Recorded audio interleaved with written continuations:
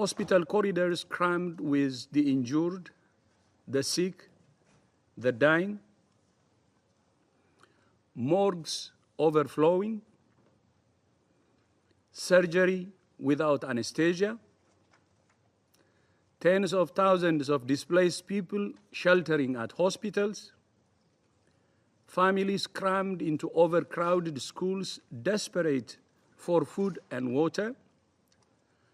More than 10,800 people have now been killed in Gaza, almost 70% of them women and children. On average, a child is killed every 10 minutes in Gaza.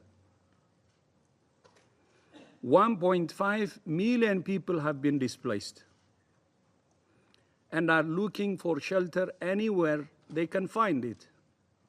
But nowhere and no one is safe.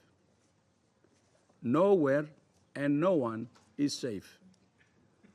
As more and more people move to a smaller and smaller space, overcrowding is increasing the risks of outbreaks of diarrheal and respiratory disease and skin infections.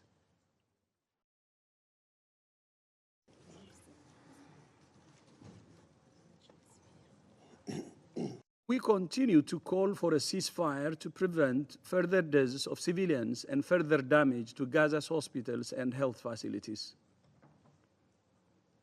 Mr. President, Excellencies, I understand what the children of Gaza must be going through, because as a child, I went through the same thing. The same. The sound of gunfire and shells whistling through the air. The smell of smoke after they struck. Tracer bullets in the night sky. The fear, the pain, the loss. These things have stayed with me throughout my life. I know the smell, the image of war. I know what war means. When my mother heard gunfire at night, she would make us sleep under the bed with more mattresses on top of one bed, in the hope we might be protected if a shell fell on our house, a mother's instinct to save her kids. I also understand what the parents of Gaza are going through, because in 1998, when war returned to Ethiopia, my country, my children had to hide in a bunker to shelter from the bombardment. I experienced war both as a child and as a parent. I know how the children are feeling, and I know how the parents are also feeling. The children and parents of Gaza and Israel want and need the same thing that my family wanted and needed: peace and security. By the way, I never imagined that I would be the Director General of the World Health Organization, because my mother's prayer was to survive just one day.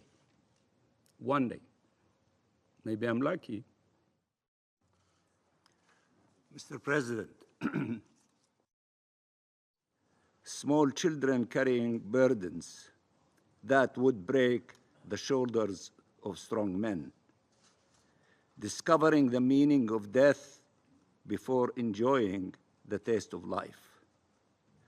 They are standing up, but everything else within them and around them has crumbled.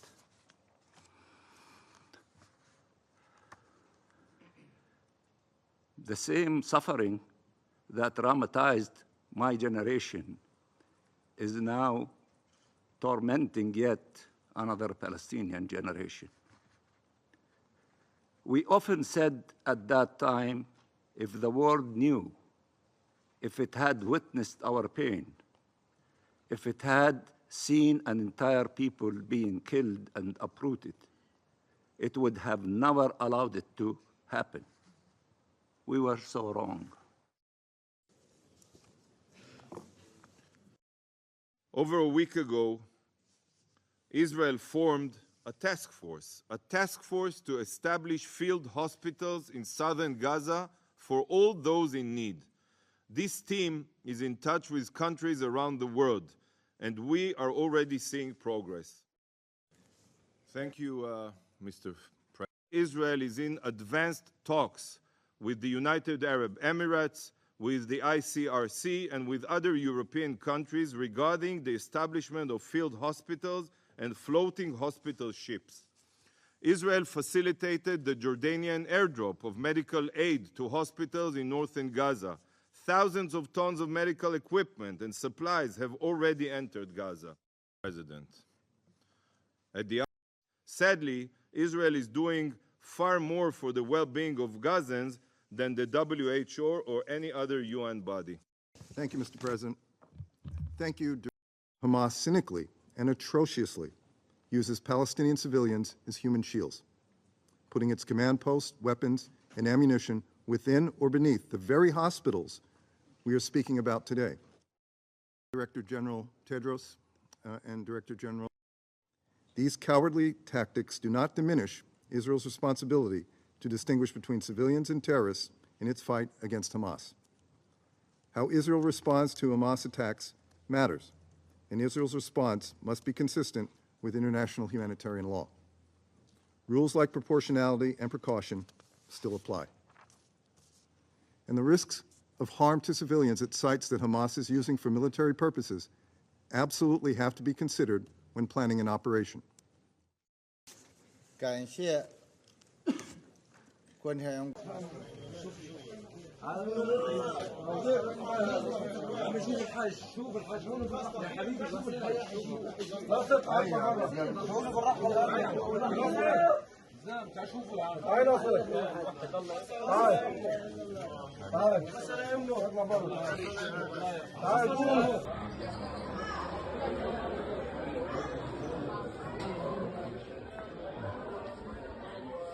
غرفة عمليات الطوارئ. هنا تتواجد إدارة الجمعية وإدارة الكوارث والإسعاف، مجموعة من المتطوعين الذين يقومون على تلبية الخدمات الأساسية اللوجستية للنازحين في المستشفى وتسجيل وتدوين كل المساعدات، ومتطوعين يقومون بتدوين وتسجيل بيانات الجرحى والمصابين الذين تم تقديم الخدمات الطبية لهم. القسم الثاني هو قسم إدارة الجمعية خلال فترة الطوارئ، ويتمركز فيها إدارة الإسعاف وإدارة المستشفى والإدارات الفاعلة ميدانيا. يتم متابعة الأحداث الميدانية أولا بأول، والمستجدات نرى الآن العمل من خلال الكشاف اليدوي الذي، وهنا المتابعة الإدارية لتحديد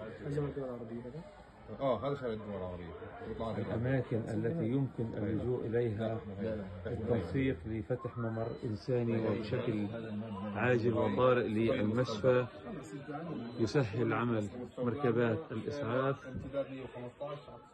هذا المكان الذي تعرض للأضرار المباشرة نتيجة القصف في محيط المشفى لعدة مرات، وأصيب أكثر من متطوع وكادر طبي ونازح في هذا الموقع. هذا هو الحال الآن، وهذه هي الصورة التي يجب على المجتمع الدولي أن ينظر إليها وبشكل عاجل بضرورة التدخل لوضع حد لمنع إدخال الوقود والمساعدات الطبية والغذائية إلى محافظتي غزة وشمال غزة المحاصرة.